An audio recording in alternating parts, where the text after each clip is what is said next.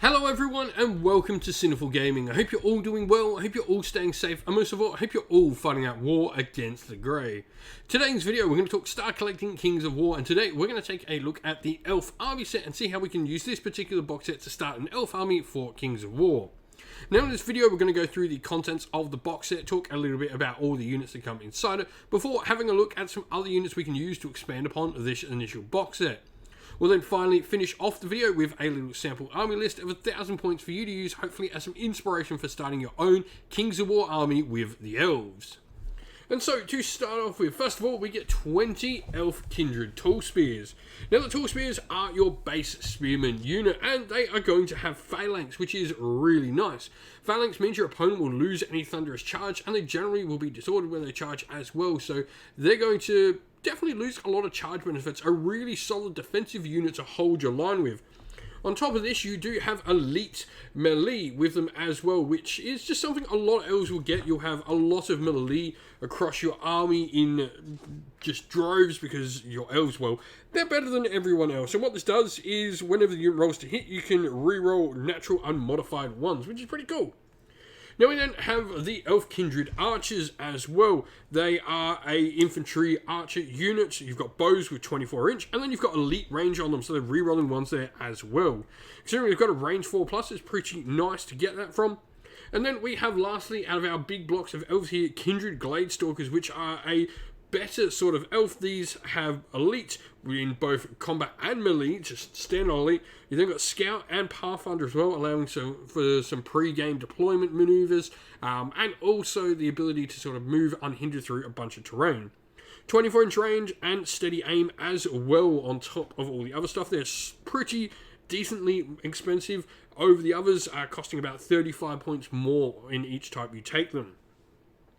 Now we then get 2 bolt throwers with crew as well. Bolt throwers are a 48 inch range, blasty 3 elite range, piercing 2 reloadable weapon. And you can also choose to have null void bolts as well, where enemies that suffer 1 or more damage from this unit's range attack get the spell ward special rule until the end of its following turn, which is pretty cool. And this is just an upgrade you can take with them if you want to. Now on top of that, the last one we get inside this box set is Hero the Elven King. Now, pretty solid. It has melee 3+ with defense 5+, 5 attacks, crushing strength 1 with elite melee, individual, inspiring, and mighty, as you would expect from any character. Now you've got a few different upgrades. First of all is a ability to mount it on a horse, changing its speed to 9 and giving them a cavalry height 3. You can also have a saber-tooth hunting cap, which is a special upgrade for the elves, which will give them the duelist rule. And you can also take the shard blade, which will increase your melee to 2+ for 15 points. So melee 2+ with 5 attacks, pretty nice. Will go into other enemy characters and really cause some trouble. Now looking at where to go next for the elves, we definitely want to bring in some faster moving pieces and some cavalry to back up that nice infantry core we have with the force. And the first thing I really like to look off are actually the war chariots. I think the war chariots for me do what both the other next 2 units we're going to talk about in the cavalry, but do it together. However, maybe not as good as either one individually. Now, Thunderous Charge 2 with Elite, they've got short bows with a nice variety of different attacks, and the steady aim rule there as well. Melee defense 4+ with range 5+, so the range is a little iffy on them, but they can be taken in a variety of different sizes from troops, regiments, hordes, and legions. Now, the first of the 2 cavalry units I was talking about just before are the Stormwind Cavalry. These are our heavy cavalry. Elite Melee and Thunderous Charge 2, and they can also be upgraded with Quicksilver Lances as long as they're a regiment, and they gain the Nimble, increase the unit's waver and route nerve values by +1.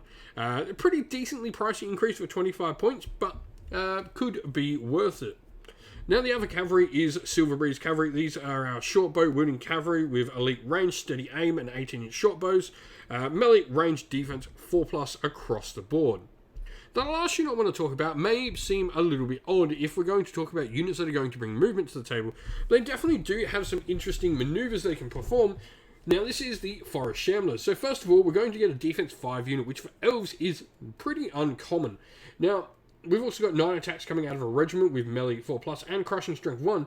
We also have scout and pathfinder along with the shambling rule there as well, so they can actually get some pre-game deployment and ignore a bunch of terrain that potentially could hinder some of our other units.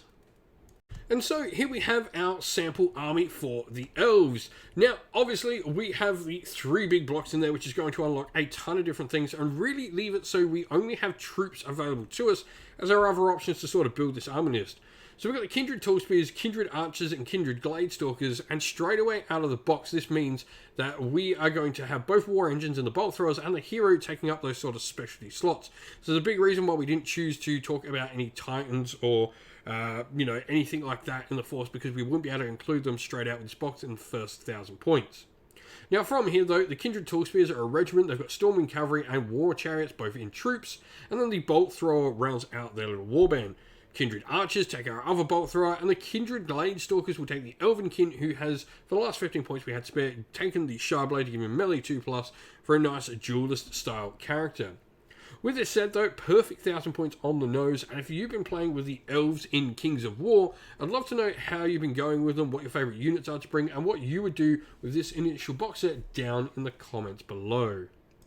And so that's the end of the video. We hope you all enjoyed it. If you did, please don't forget to leave a like and subscribe to the channel down below, and also don't forget to drop a comment down below letting us know what you enjoyed about the video. If you'd like to come chat more with me and other members of our great little community here at Sinful Gaming, we have a Discord server that's linked down in the video's description. Also linked down in the video's description are the best ways to help support the channel. Either by grabbing yourself some channel merch, either through our Ko-fi or Teespring stores, or by supporting us directly via Patreon and YouTube members. As a special thank you to everyone who does support the channel via Patreon and YouTube members, we'd like to give you all a shout out. So thank you to our Patreons, Christian Weir, Soren, Kenny Lyle, Outer and Shot First, Andrew Bowen, Cure Dynamic, JJ Austrian, Average Wargamer, Domir, Mark Harvey, James Cater, Benjamin Swallows, Red Martin, Iron Grinch, Colorblind Magic, Grimscold, and Andy C. And to our YouTube members, Green Roots Gaming, Ronya, Lockloric, The Johnny84, Broken Chef, Ariana Edwards, Revan R, Pink Nuka Fire, Robin Mankiller, Monty Tabletop Terrain, James Tillman, Disco, and John Castle.